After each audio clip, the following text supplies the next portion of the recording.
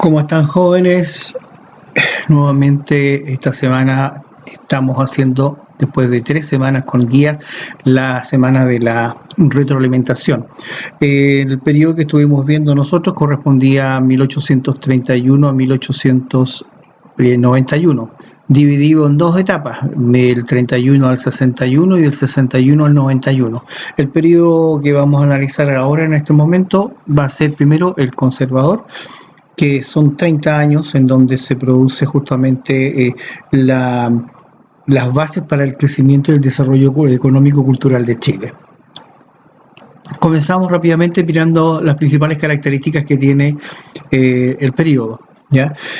Es una república conservadora en donde el poder está en manos del poder ejecutivo. El presidente es el que tiene el máximo control de las políticas. 3 periodos, 3 gobiernos en periodos consecutivos van a tener estas características: José Joaquín Prieto, Manuel Bulnes y don Manuel Montt. Los aspectos más importantes va a ser el dominio de la aristocracia y la influencia de la Iglesia Católica, la centralización administrativa y, por supuesto, las ideas portalianas. Principales ideas del periodo son 3, rápidamente: un gobierno fuerte, centralizado y autoritario, un modelo político concentrado en el presidente con amplias atribuciones, ya lo habíamos señalado, y la sociedad chilena poco instruida. Esa era una de las cosas que ocurría en la época, y Portales lo dijo en algún momento. Importante que la cultura empiece a ser asimilada por el pueblo, y una vez que ellos se eduquen tendrán plena libertad para ejercer los derechos civiles. ¿Cuáles son las bases del orden autoritario? Son 2. Un pilar que es el reducir el poder político alcanzado por los militares. Todos los militares que eran muy partidarios de O'Higgins, por ejemplo, fueron dados de baja, y así se van sacando a todos aquellos que podrían ser un peligro para el orden interno. Y el segundo, la Constitución. Va a ser fundamental la Constitución política del Estado. Hitos más importantes del periodo conservador son 3 presidentes, ya los mencionamos, pero hay un cuarto presidente, y con él empieza la etapa de transición. Son 4 presidentes o decenios, pero los 3 primeros son los autoritarios y el cuarto empieza ya una etapa de cambio, ¿ya? Ahí tienen ustedes la República Autoritaria Conservadora con José Joaquín Prieto, Manuel Bulnes y Manuel Montt, ¿ya? Etapas que se va a caracterizar en la parte armada y en la parte creacional, cultural y fundacional. Son los aspectos más importantes que ustedes pueden ver ahí en ese esquema. El último presidente, José Joaquín Pérez Mascayano, forma parte de los decenios, pero con él comienza una etapa nueva que se denomina República Liberal. ¿Cuál va a ser el desafío que tendrán los gobernantes llamados conservadores? Son 2. Tratar de arreglar el país después de una pésima situación económica motivada por la guerra de independencia y después por la guerra civil que afectó a Chile en la década del 20, de 1823 a 1830. Y por supuesto algunas políticas que no fueron muy favorables o poco acertadas, ¿ya? Y segundo, este desafío de sacar al país en estos 30 años de gobiernos conservadores, de sacarlo adelante, este proyecto de ordenar el país, y por supuesto que va a ser fundamental para sentar las bases del progreso económico y cultural del siglo XIX.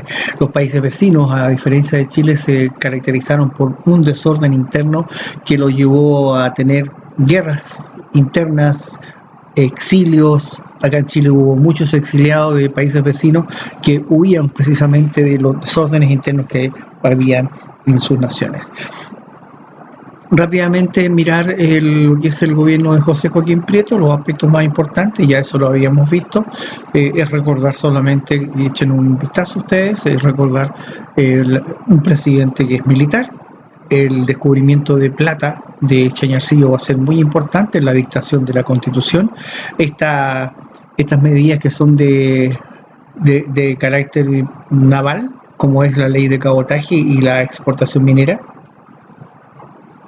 la creación de los almacenes francos, la liberación de impuestos, ¿ya?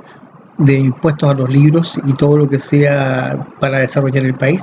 Y por supuesto uno de los últimos hitos importantes del gobierno de Prieto va a ser la guerra contra la Confederación Perú-Boliviana. El siguiente gobierno, también militar como él, su primo hermano, don Manuel Bulnes Prieto. ¿Ya? Él tiene la particularidad de incentivar lo que es la educación con la creación justamente de dos entidades, uno la Universidad de Chile y otra la Escuela Normal de Preceptores. Después también se empieza un proceso de expansión, como va a ser la ocupación del Estrecho de Magallanes y también dictar una ley de colonización en la zona sur del país. La idea era tener a Valdivia como punta de lanza para entrar en un territorio que por derecho pertenecía a Chile, pero de hecho no estaba ocupado, ya que es en un territorio que es bastante extenso, lo que sería hoy día la región de los ríos, que estaba en manos de los mapuches. Eran ellos los que de alguna forma tenían sus dominios, pero que lentamente fueron siendo desplazados. Inauguración del ferrocarril de Copiapó Caldera, una acción particular, fue privado lo que lo hicieron, y por supuesto hay que señalar la fiebre del oro, que va a ser fundamental para el proceso de expansión territorial de Chile. Comienza un proceso de conquista territorial, especialmente hacia el sur, para poder tener campos para el trigo, el cual es demandado en grandes cantidades desde Estados Unidos. El gobierno siguiente, don Manuel Montt Torres, un gobierno que se caracteriza por ser el primer presidente civil que tiene el país. Todos los que hubo antes, ya sea presidente o directores supremos, fueron todos militares, y salvo una junta de gobierno, pero igual todos fueron militares. Es un gobierno autoritario. Él va a ser un gobierno que se va a apoyar mucho en la Constitución del 33. Algunos logros importantes: abolición de los mayorazgos, la vigencia del Código Civil, obra de Andrés Bello, una revolución liberal, la segunda en su gobierno. La primera fue cuando estaba comenzando y la segunda ya terminando, una ley de instrucción primaria gratuita. Comienza la construcción del ferrocarril Santiago-Valparaíso, no se termina en el gobierno siguiente, y la fundación de Puerto Montt, cuando ya está todo el proceso de ocupación del sur de Chile. Tres hitos importantes del gobierno, digamos, tres gobiernos autoritarios, y vamos a ver ahí los aspectos más importantes que se dan, ¿ya? Ahí tienen ustedes un resumen para que lo lean. Observen el mapa, el cambio que experimentó el mapa de Chile, de un mapa que tenía salida Chile, el territorio que tenía salida al Atlántico y al Pacífico. Nos quedamos solamente en la parte occidental de América del Sur. El periodo termina con la división del partido gobernante, que el Partido Conservador se dividió en partido monbarista y partido conservador, nacional o monbarista, y liberal conservador. Ahora, a comienzos de 1860-63, surge lo que se llamó el Partido Radical y otras corrientes políticas de la época.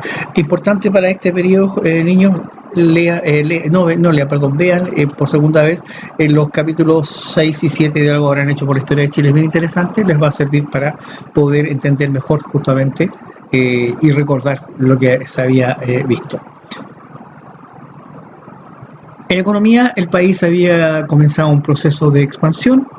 Chile empieza a experimentar una lenta industrialización, no es una gran industrialización, y la minería es una de ellas, la que le permite justamente este crecimiento. ¿Ya? A partir de 1830, el Chile empieza un proceso de expansión minera, descubrimiento de plata en Chañarcillo, después guano, salitre, y eso va a ir incrementándose en el transcurso del siglo XIX. Son tres etapas los ciclos económicos que tiene Chile desde la independencia: un primero ciclo triguero y minero, un ciclo minero y de cobre industrial, y un ciclo salitrero. Ahí tienen ustedes los tres periodos que experimenta nuestro país en el siglo XIX y comenzando el siglo XX. Vamos a ver ahora la contextualización de los gobiernos denominados liberales. ¿Qué tienen de especial? Son 5 gobiernos liberales: Pérez, Errázuriz, Pinto, Santamaría y Balmaceda.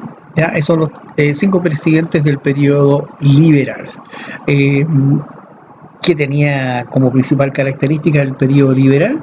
Va a ser justamente una ampliación de las libertades y derechos civiles, oposición a gobiernos conservadores y a la Iglesia Católica, disminución de la autoridad presidencial y fortalecimiento del poder legislativo. A partir de 1865 comienzan precisamente los primeros cambios a la Constitución de 1833.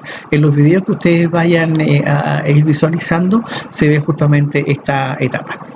Las reformas políticas van a ser muy importantes, como una forma de manifestar esa disconformidad con lo que existía.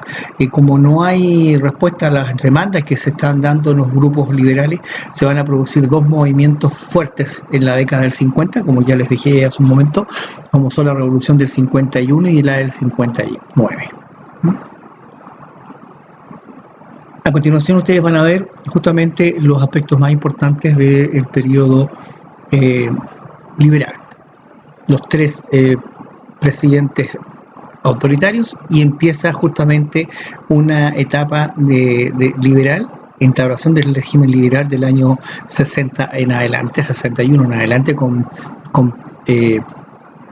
José Joaquín Pérez y por supuesto los presidentes que vinieron hasta 1891. Son 5 presidentes, como ya les mencioné, ahí tienen ustedes el listado, ¿ya? Pérez, Errázuriz, Pinto, Santamaría y Balmaceda. Aspectos importantes que se hacen a la Constitución del 33 para dar mayor liberalidad a ese autoritarismo que había, una modificación al régimen presidencial de 5 años y reelección por 5 más. Se termina la reelección, solamente gobierna 5 años. Las libertades individuales, hay una mayor amplitud en las libertades, y los votos. Este cambio en el sistema de votos prácticamente lo hacen como ya universal, siempre con algunas restricciones, pero casi universal. Pérez Mascayano, primero el gobierno liberal, tienen los 4 aspectos más importantes. Le toca iniciar justamente esta etapa. Con él va a ser el último presidente reelecto en Chile. Se inaugura el ferrocarril Santiago-Valparaíso, que había comenzado a ser construido en el gobierno anterior. Se dicta la ley que permite que los no católicos realicen cultos en lugares cerrados y sostener escuelas para la educación de sus hijos. Una de las grandes peleas que se dio justamente en el siglo XIX. Quitarle a la Iglesia Católica el control de la educación. En el gobierno de Errázuriz Sañartu, está en el Tratado de Límites con Bolivia de 1874, se extiende el ferrocarril en búsqueda justamente de tierras para el cultivo, especialmente el tema del trigo, hasta la Araucanía. Se construyen edificios y asume la Intendencia de Santiago don Benjamín Vicuña Maquena, que tiene la particularidad de dar inicios al paseo del Cerro Santa Lucía, que después, por supuesto, los gobiernos que van a venir a finales del siglo XIX, ya en el siglo XX, terminarán lo que él inició, imitando un poco a la influencia francesa que había en la época. El gobierno que viene a continuación de Aníbal Pinto le corresponde iniciar la llamada Guerra del Pacífico o Guerra del Salitre, y también algo muy importante para Chile en lo que es la parte del territorio, la expansión que Argentina alcanza a costa del regalo que Chile le da con la Patagonia de más de 1.250.000 kilómetros cuadrados. Termina el periodo de Pinto y asume el gobierno Domingo Santa María. A él le corresponde ya los primeros roces fuertes con la Iglesia Católica, y promulga 3 leyes que van a ser muy importantes para quitarle el poder que tenía la Iglesia en ese momento, que era el control de los cementerios, el matrimonio civil y el registro civil. 3 instrumentos que eran exclusivos de la Iglesia, ahora ya no los tiene más. Es el Estado el que administra los cementerios, es el Estado que registra los matrimonios y los ejecuta a través de un funcionario civil, y que solamente el Estado reconoce eso como válido, y por supuesto nacimientos y defunciones van a ser ahora llevados a cabo en un registro denominado civil. Por supuesto que este registro civil se creó en 1884, pero de alguna forma su implementación demoró bastantes años antes de que la gente ya se acostumbrara precisamente a llevar a sus hijos precisamente a inscribirlo. En 1883 se firmó un tratado de Ancón, en donde se entrega los territorios de Tarapacá a Chile a perpetuidad y queda pendiente lo de Arica y de Tacna para después ya en el siglo siguiente, en 1929, firmar el tratado definitivo. Con Bolivia se firmó un pacto de tregua y por supuesto recién en 1904 se firma ya el definitivo en que se entrega Antofagasta a perpetuidad. Durante el gobierno de Santa María se termina la pacificación de la Araucanía y las comunidades indígenas van a ser llevadas a reservaciones, a reducciones indígenas.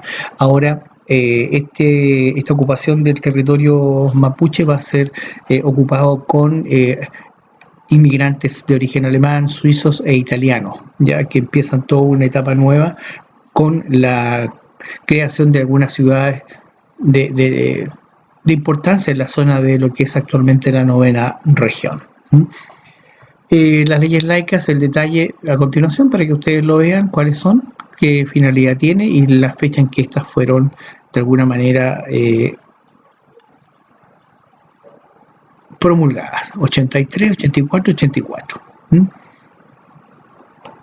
La etapa del periodo liberal termina con don José Manuel Balmaceda Fernández, un hombre que es liberal, pero que al poco tiempo de haber iniciado su gobierno trata de llevar adelante justamente una política más autoritaria, basándose él en el poder que la Constitución le daba, pero ahí va a chocar con los intereses del Congreso. Y realiza muchas obras gracias a las entradas que tiene por el salitre, por el impuesto del salitre de exportación.